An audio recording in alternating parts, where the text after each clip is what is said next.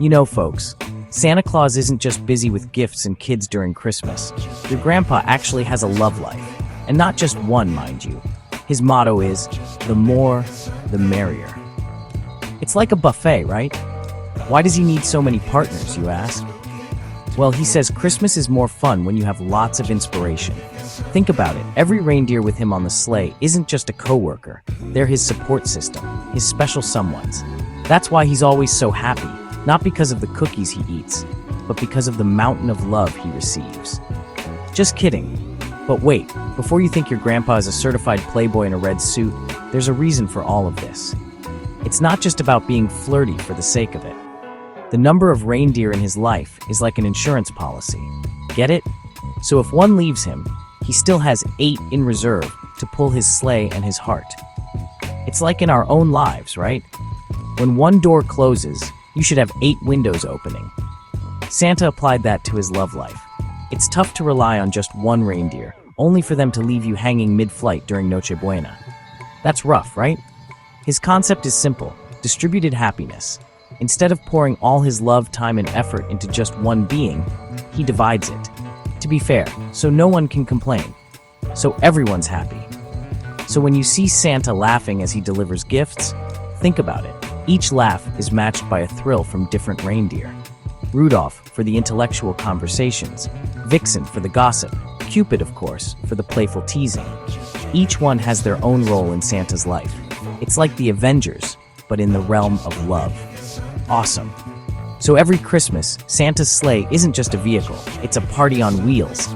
Imagine the scene. As they fly, there's singing, laughter, a little bit of flirting. It's like they're at a grand ball. That's why he can deliver gifts so quickly all over the world in just one night. Not because of magic, but because of the super high morale of his companions. The team is so happy, right? The only question is, who's his favorite? Or maybe, like a true politician, his answer is, I love you all. Boom. But where did all this start? Why did Santa suddenly become afraid to love just one? Well, besties, there's a dark past there, a story of heartache, tears, and foolishness. Once, Santa was a one-reindeer man. He had one beloved, his ex-reindeer named, let's just call her Blythe. Santa gave Blythe everything, the sweetest carrots, the softest bed in the stable, and the front seat on the sleigh. He thought they were forever. He thought Blythe would be with him as they grew old, counting the good or bad children. However, one day, Santa discovered that Blythe was riding another sleigh. Ouch! While Santa was busy taking care of gifts, Blythe was apparently dating the Easter Bunny. That hurts, right? One mythological creature exchanged for another mythological creature. This is where Santa first felt what we call being a fool. That feeling where you gave everything, but in the end, you're still the loser. That feeling like you were a fool for believing all the sweet words and promises. From then on, Santa swore he would never be a fool again. He didn't want to experience that pain. Because of that trauma, Santa developed a defense mechanism. This is the more, the merrier strategy. If there are many of them, he won't be too hurt if one leaves again. If one messes up again, he still has 7 others to lean on. It's like with food. If you're allergic to peanuts, you won't eat food with peanuts, right? In Santa's case, because he was traumatized by love, his solution was not to love too much. Take it easy, just a little sample from each. His fear of being a fool again pushed him into this lifestyle. So the question is, who is really the fool in the story? Is it Santa, who once loved truly and got hurt? Or the current reindeer who agree to a setup where they know they're not the only one? The answer? We don't know. What's clear is that Santa is terrified of repeating the past. For him, it's better to be called a playboy than to be called a fool. He'd rather have a complicated love life than a simple one where he ends up in tears. So, in every ho-ho-ho, there's a little bit of a hidden ha-hoo-hoo in his heart. Just kidding. Because the setup is complicated, rules are needed. It can't just be anything goes. First of Santa's rules, everyone must focus on him. Yes, only him. No jealousy allowed among the reindeer. Attention, love, hints, everything must be directed at Santa. He's like the sun, and the reindeer are the planets revolving around him. If a reindeer gets jealous of Rudolph because his nose is redder, they'll get a lecture. The motto, It's all about me, says Santa. Self-love with a side of love from others. That's the vibe. Second rule, those who are taken are not allowed to demand gifts. If a reindeer has a partner outside the North Pole, automatically they're just friends with Santa. You can't double dip, girl. Santa doesn't want trouble. He doesn't want a third-party issue, especially if he's the one who'll be the third party. After his ex cheated on him, he became sensitive to such matters. So if you're in a relationship, you're only good for team building and company outings. No late-night sleigh rides, no extra carrots, and definitely no special treatment. It's his way of saying, respect the relationship, even if it's not with me. And the most confusing of all, the just friends setup. This is the default status for all reindeer. Officially, they're just friends. But you know, those friends who hold hands when it's cold. Those friends who put an arm around you while delivering gifts.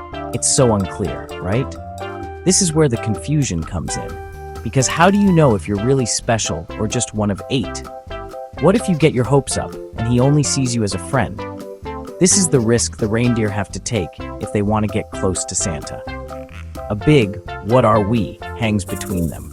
Because of this ambiguity, reindeer often get confused. Some cry in a corner of the toy factory, asking what they really are in Santa's life. This is the downside of his system. While he protects himself from pain, he unknowingly hurts others.